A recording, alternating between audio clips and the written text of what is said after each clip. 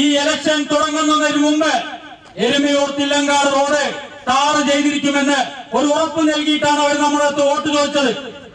എന്നാൽ അവർ കണ്ണിൽ വീണ്ടും പൊടിയിട്ടു, കുറച്ച് GSP കൂടി ഇട്ടിട്ട് അവര് ഇതാ ഉടനെ തരും, ജയിച്ചാൽ ഉടനെ, ഇലക്ഷൻ കഴിഞ്ഞാൽ ഉടനെ എന്ന് പറഞ്ഞ് ഉരുളുകയാണ്.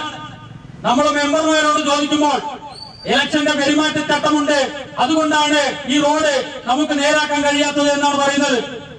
നേരത്തെ പാസ്സായ ഈ റോഡിന് എന്ത് പെരുമാറ്റച്ചട്ടമാണ് സുഹൃത്തെ നമ്മളോട് പറയാനുള്ളത്? നിങ്ങൾ കടന്ന് ഉരുളുകയാണ്.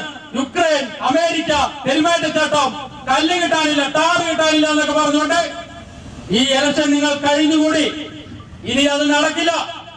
ഈ നാട്ടിലെ ജനങ്ങൾ ജാതിവാദ ഭേദമെന്നെ, രാഷ്ട്രീയ ഭേദമെന്നെ ഈ നാട്ടിലെ ജനങ്ങൾ ഒന്നുകൂടിയിരിക്കുന്നത് ഇവരുടെ പ്രശ്നങ്ങൾ അധികാരികളുടെ മുന്നിലേക്ക് എത്തിക്കുവാനാണ്. നമുക്കറിയാം, ഈ റോഡിലൂടെ നിരവധി അപകടങ്ങളാണ് ഒരു ദിവസം നടക്കുന്നത്.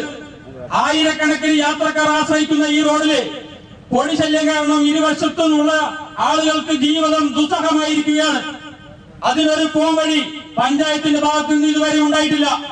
ഞാനൊന്ന് ചോദിക്കട്ടെ, നിങ്ങൾ പാവങ്ങളുടെ പാർട്ടിക്കാരല്ലേ?